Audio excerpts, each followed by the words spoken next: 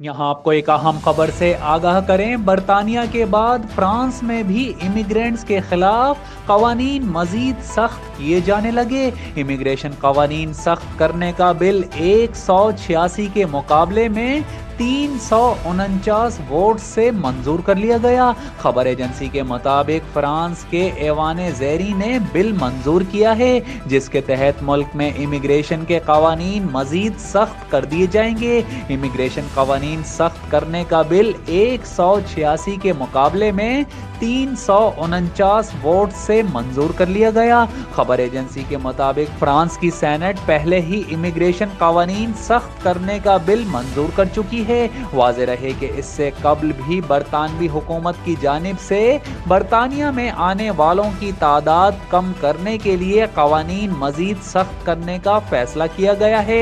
बरतानवी वजीर दाखिला James cleverly ने पार्लियामेंट में नए इक़दामात का ऐलान करते हुए कहा था कि बैरून मुल्क से आने वाले हुनरमंदों को वालिदैन और बच्चे लाने की भी इजाज़त नहीं होगी।